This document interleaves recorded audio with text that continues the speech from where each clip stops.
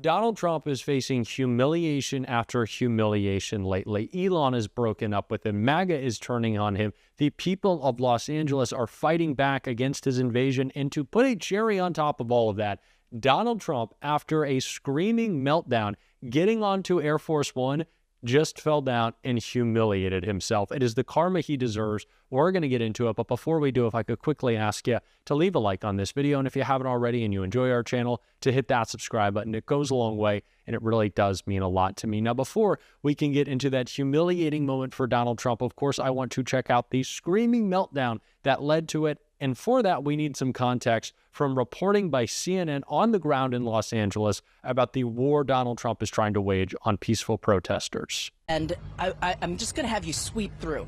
What you're looking at is we have seen this front line of soldiers from the National Guard. They are carrying sticks. They are carrying their standard issue M4 rifles. It does look like they have magazines on them, which suggests that they are carrying ammunition. Behind them in blue, you can be forgiven, Jim, that it does look like the same blues of the LAPD. Those are officers in the Department of Homeland Security. Those yellow attached items, they look like they are preparing to deploy tear gas. And then I want you to look at the next wave, the officers standing behind DHS. There's another group of officers holding a type of weapon I can't quite decipher. They also have handguns on their side. It looks like, I can't tell if it's a handgun or a taser. And then beyond them, it's impossible for photographer Mike Love to see, but that entire black hole, I can see with my naked eye a number of soldiers. They do look like Army National Guard.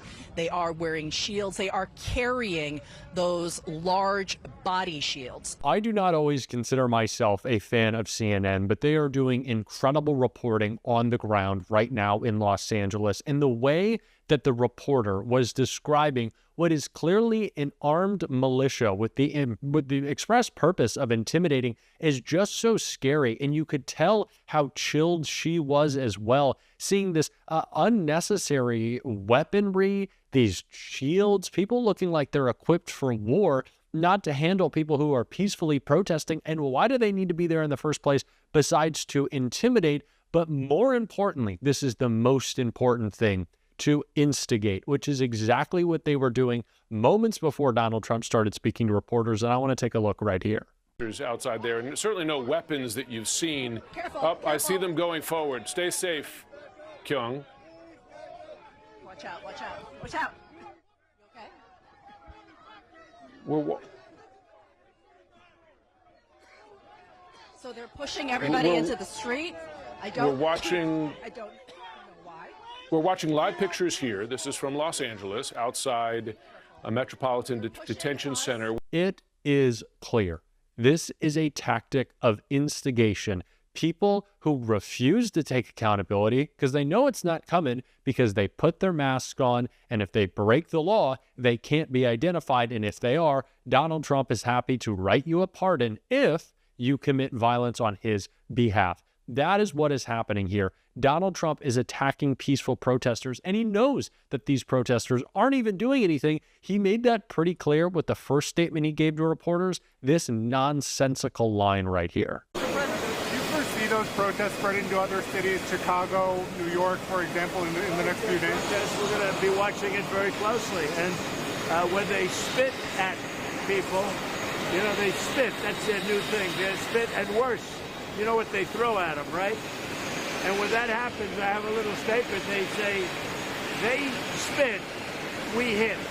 And I told them, nobody's going to spit on our police officers. Nobody's going to spit on our military, which they do as a common thing. They get up to them this far away, and then they start spitting in their face. That happens, they get hit very hard.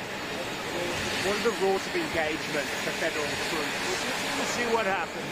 Are you serious? They spit, we hit. First of all, I didn't even see people spitting in that clip. I just saw them standing. Oh no, oh no, the standers are going to get us. We're attacked by loitering. And it's absolute nonsense. There is no justification for Donald Trump waging what is essentially, no, it's not essentially, it is a war on the people of Los Angeles for no reason, for their peaceful protest. And that is why after this screaming meltdown, which we're going to check out more of because it was just such a mess, Donald Trump fell, oh so beautifully for us, humiliatingly for him, on his way up to Air Force One.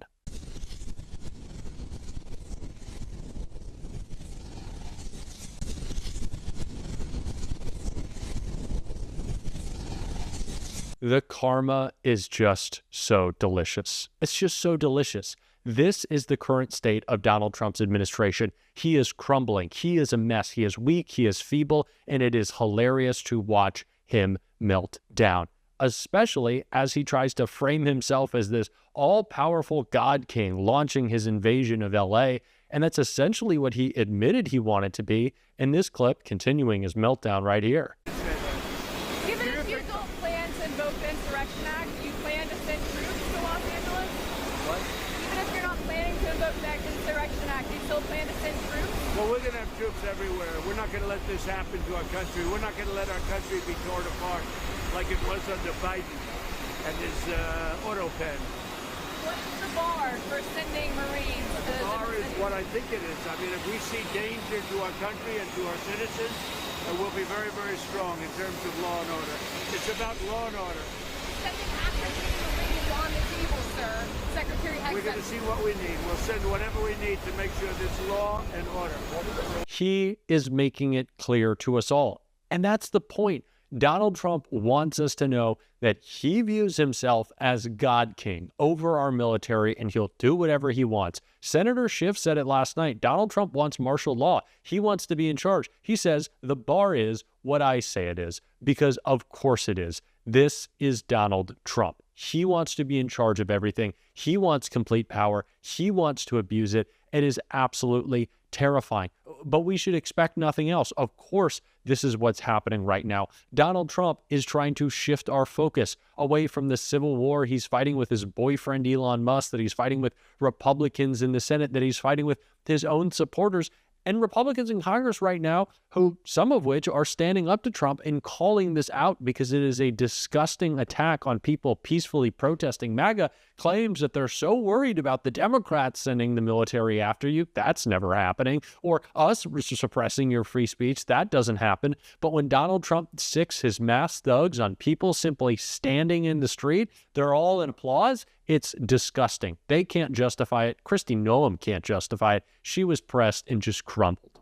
So the defense secretary also tweeted last night that he put active duty Marines at Camp Pendleton on high alert. We know, since you mentioned 2020, that President Trump during those Black Lives Matter protests at the time had wanted to use active duty U.S. troops on the streets of a major city.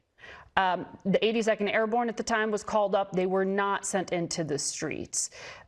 What exactly do you set as Homeland Security Secretary as your benchmark for when you would counsel the President of the United States to send active duty troops in to police a domestic disturbance? Well, my hope is always that we work with local leaders that would do their jobs. And that is what has failed in LA, is that the mayor has refused to recognize the dangerous situation that she's perpetuating, as well as the governor. When we ask for backup in a situation, LAPD has waited hours to respond, and they've waited until we have an officer in a dangerous situation until they come in and help us bring peace. Oftentimes in these cities, you have good leaders that help give backup to other law enforcement officers, but you have politicians who won't give that kind of resource when it's needed. Unfortunately, waiting several hours for LAPD to show up, or telling them telling us that they're not going to back us up until they have an officer in a dangerous situation is something that just isn't workable when you have violent protests going on. So the U.S. work better with us, but that's one of the reasons that you've seen the National Guard come in and help us with those security operations. Well, the U.S. Attorney in L.A. Told CBS that LAPD did help. LAPD does not. That's what is to me, Margaret, is hours later. They waited until we had officers in dangerous situations, then they responded. Now, if that was my city and I was the mayor, I would be sending law enforcement in there to back up other law enforcement officers. That's what America is about, is that we have rules and we have laws. If you don't like the laws, go to Congress and change them. Someone should go to Congress, say, change the laws. If we don't like what's happening in this country, do that instead of throwing rocks and throwing Molotov cocktails and instead of attacking law enforcement officers. We're just not going to anymore. This president cares deeply about family members that want to live in their communities and be safe. Back to this administration is gross, and I'm not just talking about the overabundance of Botox in Kristi Noem's face, or her fake teeth, or hair, or personality, or any of it. These people are gross. Sorry to get into the name calling, but you know what? I think we can say horrible things about evil people. God, I am so sick and tired of this, but I am so proud of everyone standing up to this gross administration. My favorite clip that I saw was of a guy who just got, unfortunately, tear gassed. And what did he say? He said it tasted like fascism. But he was still there, sunglasses on, not just because he looked like a badass, because he was acting like one. Yeah, Donald Trump, you're going to try to tear gas me? Well, I'm going to make sure I'm prepared. You want to take my mask away because you think your thugs can't be identified, but they have to be able to come after me and harm me as much as possible? They're not putting up with it. I have loved the fight that we are seeing, and I am disgusted with anyone who will not support it on either side of the aisle. Of course, Republicans won't. They're spineless. But Democrats, you should be backing these protesters right now. Bernie Sanders is, and of course he is, and he's killing it in this clip right here. Response to the fact that the president has ordered 2,000 National Guard troops to California. Look, Dana, we have a president who is moving this country rapidly into authoritarianism. He is suing media who criticizes him. He is going after law firms who have clients who were against him. He's going after universities that teach courses that he doesn't like. He's threatening to impeach judges who rule against him, and he's usurping the powers of the United States Congress. This guy wants all of the power. He does not believe in the Constitution. He does not believe in the rule of law. My understanding is that the governor of California, the mayor of the city of Los Angeles, did not request the National Guard, but he thinks he has a right to do anything he wants. And I would say that to a large degree, the future of this country rests with a small number of Republicans in the House and Senate who know better, who do know what the Constitution is about. And it's high time they stood up for our Constitution and the rule of law. You know, we just celebrated a few days ago, June 6th, the American landing at Normandy, which began the invasion of Europe to defeat fascism and Nazism. Those guys died. They gave up their lives to defend democracy, not to have an all-powerful ruler in the United States of America. Bernie just gets me fired up. Just gets me fired up. This is what we need out of every Democrat. We need them emphatically calling out Donald Trump's assault, and we need them emphatically calling out Republicans in Congress who refuse to say anything about it. As always, this is no shock, but good on Bernie Sanders. I appreciate it. We're going to try to bring that same Bernie energy every day, and if you want to support that, we're doing it on this show. You can hit that subscribe button, leave a like on this video, and if you stuck around to the end, you can drop a blue heart in the comments. And if you are in LA right now, if you're inside your house, if you're inside your friend's house, if you're protesting, please stay safe. Our thoughts are with you. And until next time, I'll see you soon.